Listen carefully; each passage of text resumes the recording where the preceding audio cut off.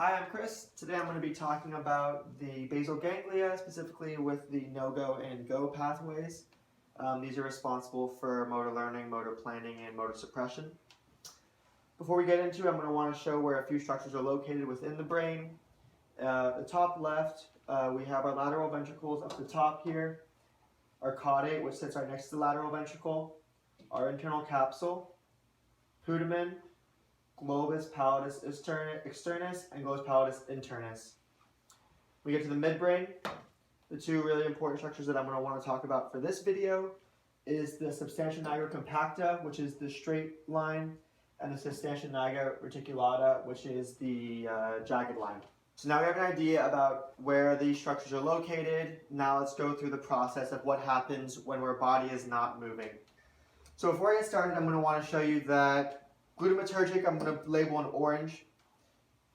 GABAergic, I'm going to be labeling in blue.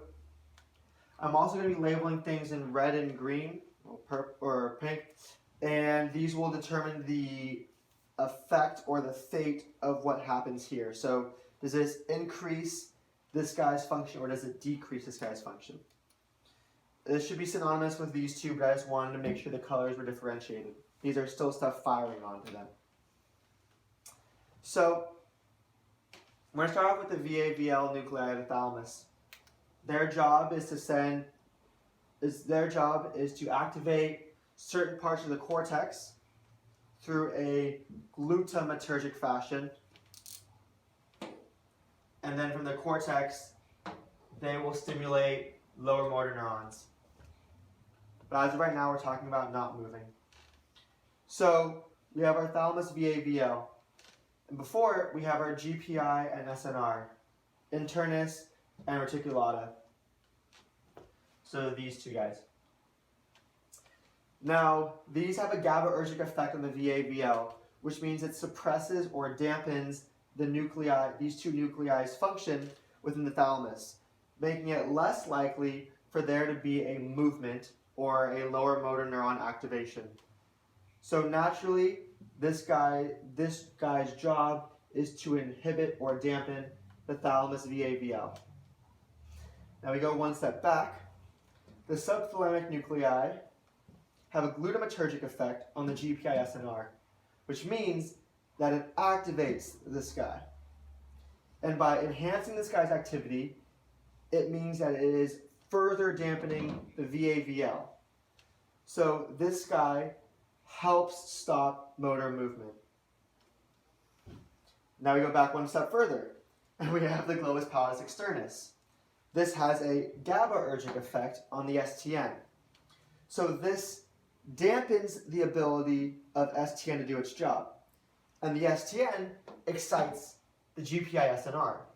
So this inhibits the ability for this to better dampen the VAVL.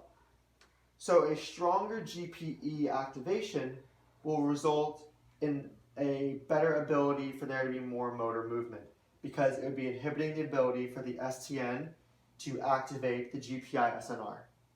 Let's start bringing movement into it. So we're going to have a glutamatergic effect from the cortex onto the caudate/putamen, located right here. So we're going to put orange arrows. And the orange arrows go down onto the caudate and putamen, and they specifically excite median spiding neurons for this pathway we're talking about. The two I'm going to be referring to in this video are D2 and D1. And so that you guys are not confused, the D2 and D1 are dopaminergic, so they do respond to dopamine, but they also respond to glutamate. So if you were to draw out the way that the dendrite looks on this, you're going to have your dopamine bind on the sides of the spine, and you're going to have your glutamate go right here. So that's how these guys work.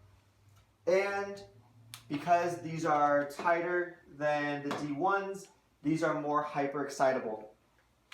So now, what happens when we hyperexcite the D2s? And right now, I'm walking you through the no-go pathway. No-go referring to not going or no movement. And why will we have no movement? So what will I need? Okay, I'll need the GABA. So our cortex activates, right now, our D2 median spiny neurons within the caudate and the putamen. Activation of these will have a GABAergic effect on the GPE.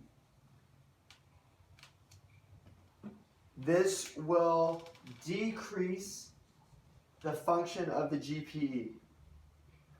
When we decrease the function of the GPE, and this is going to be redundant, but just so you guys can walk it through, you're going to then weaken the ability for the GPE to inhibit the STN.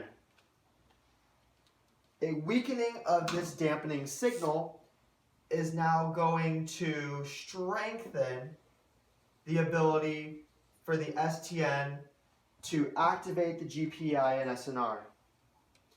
And by increasing the strength of the activation of the GPI and SNR, we're going to increase the GPI-SNR's ability to inhibit the VAVL thalamus within the the VAVL nuclei within the thalamus. This process helps stop the ability for any movement to happen within lower motor neurons. So that is the no-go pathway. We have cortex stimulation, which is glutamatergic. And through processes which I'll explain in a little bit, we then are able to activate D1 neurons. These are also in the caudate and putamen, which are located here. But these are part of the GO pathway. And why are they part of the GO pathway? So we're going to go D1. And D1's effect, if it is a GO pathway, it's going to allow for the movement of stuff. And we're going to put this as of right now. Okay, so now what happens to the D1? So the D1 actually is also GABAergic, like the D2, but its effect is on a different part of the brain. While this was the globus pallidus externus, this directly goes to the globus pallidus internus. It inhibits or dampens the GPI-SNR.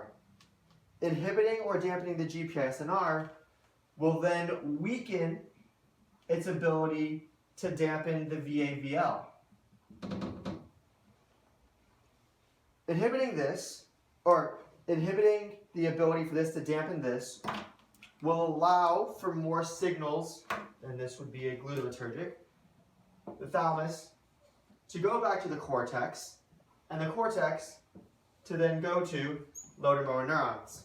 So the D1 is part of the GO pathway because it is suppressing the ability for the GPI and SNR to dampen the VAVL nuclei within the thalamus.